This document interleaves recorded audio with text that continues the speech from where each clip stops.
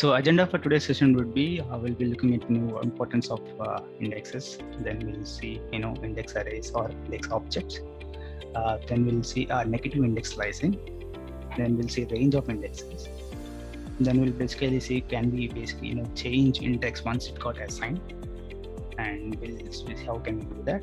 Then we'll look into reindexing in series and reindexing series with fill value method. So first, why index is important.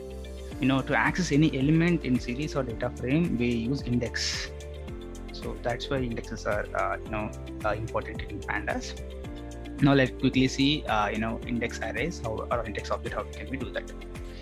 So I'll just run this.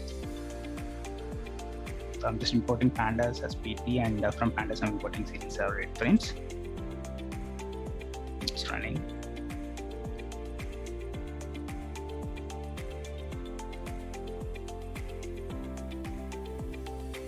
Zoom it. Okay, and then I was creating a series S1 with values 10, 20, 30, and 40 with indexes A, B, C, and D, and I'll print that out. Let's wait for this to complete.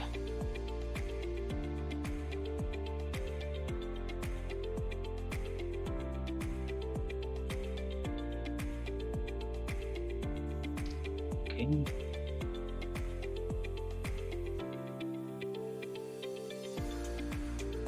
Usually star indicates the code in this cell is being so we've got output S1 with having index A, B, C, and D, values 10, 20, 30, and 40. Now let's quickly see how we can create a index object. So we'll just name a variable saying index underscore object, and we'll just pass in s1.index. So whatever index that we have in S1 will be stored in this index underscore object. So and I'll print this out as well. So when I've done that, so we'll be having this says index that we're looking in, and the indexes are A, B, C, and D, because we've assigned s1.index to this variable. Okay, now if you would like to access any particular element in this index, then you can just specify the variable that you have assigned to with which position of the index would you like to access. If I just specify 0, then it will be accessing A. If I specify, let's say 2, so we should be giving the C for us. So that is how we can access any particular index label. Now let's look into negative slicing. So we are able to access by just specifying to the second position of the index, right? Now let's say we like to access last two elements, then you can specify -2 colon. So this basically gives us the last two elements in this object or in this variable. So this variable is having indexes A, B, C, and D as an elements. So it is going to give us last elements C and D. Now if I say that's -3, and if I run this out, and then I'm going to get B, C, and D. Now if say you just want to print only the last elements, then we use negative slicing in after colon. It says index underscore object. This is our variable that we created, and we don't want to access the last two elements. That's why we are specifying after colon -2. So when I do that, I'm going to neglect C and B. These are the last two elements. I'm going to get rest all. Run this out, and you can see the output. Now let's say I just want to access only the last element, so I'll just say -1 and I'll run this out, so it won't access the last element. So we are getting ABC. Then if you would like to access multiple elements from this particular index list, then you can just pass in 2:4. So it's going to print values of position 2 and 3. It won't consider position 4. So let me run this out. Where is it? Oh, sorry, here it is. So let me just run it out. So you can see we've got C and D. So you see the index. This is position 0, position 1, position 2, and this is position 3. So as we specified 2 and 4, it's going to print us position 2 and 3. So these are C and D. And if I specify only 2:3, then it's going to include 2, it's going to exclude 3. So just Just run that and we'll be able to see the C here. Okay, as an output. The next thing, can we able to change any index once it got assigned? So let me just access 0th index, which is A, and let me assign A as an input. So if I run it out, I'll be getting an error saying you cannot change it. But how can you do that?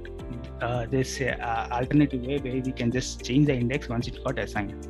So which is we can use dot rename function, okay, on S1. So this is our series, and we are using dot rename function, and we would like to change the index, okay, and we are passing in the dictionary saying a change index of A with new index value A, and this will basically be a temporary output.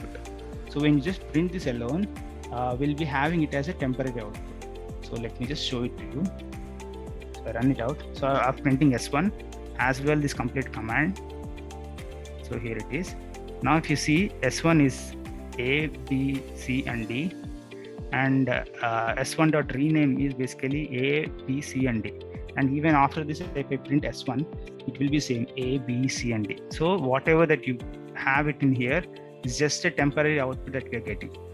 So how can we have it as a permanent fix? We can just reassign this particular temporary output into the same series that will basically override the existing series. So that is what we are doing here. So we'll just say S1 is equal to our temporary output, which is S1.rename index. We are changing it index of A to A. And this we are assigning that back to S1, and we are printing that out. So once you print that out, we'll be having A as an output.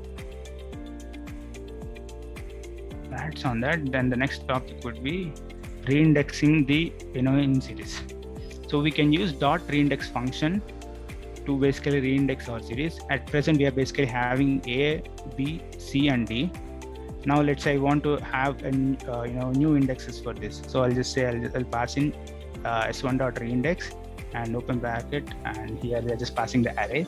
So here we are basically saying I want to have a new index is A, B, C, D, and E. And let me print once what will happen. So now I've just re-indexed my S1 series, and obviously the same logic will just assign that back into S1. This is just a temporary output, and we are just assigning that back into S1 so that it will be permanent. Now I've got the output with the labels which I have, and you can see we are missing out A, because I don't no longer want it. I just want to have these particular new indexes in my S1 series. Okay, now I've got A, B, C, and D and E. Now what these values are. So what it's going to do, first it's going to take A.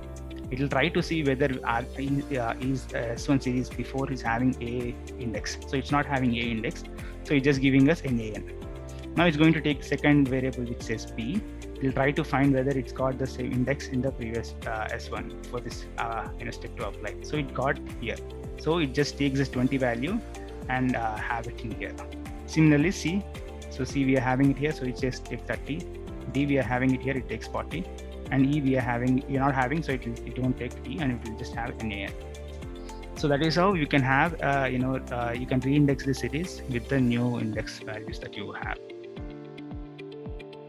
Then let's say now instead of having NaN, you want to have a default value. So you can use the fill value method.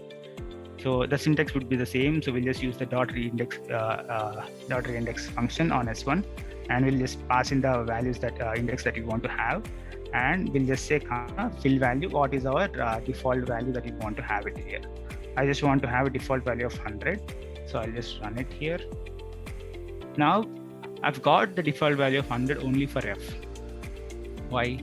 So if you see the previous, in a previous S1, so we've got A, B, C, and D, and E. So it'll take A, it'll try to find whether it's available or not. It's available, so it's taking the NaN.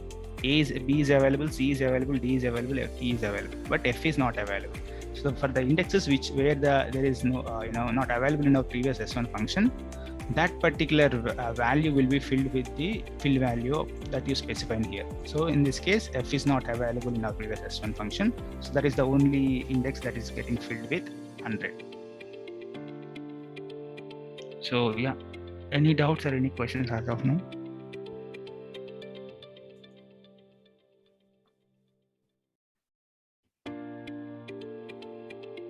Okay, so let me give a quick overview of what we learned. So we just seen how can we access and indexes. Then we've seen how can we do a negative slicing.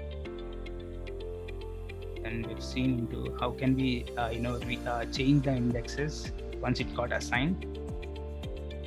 Then we've seen how can we do the reindexing on a series. Yeah.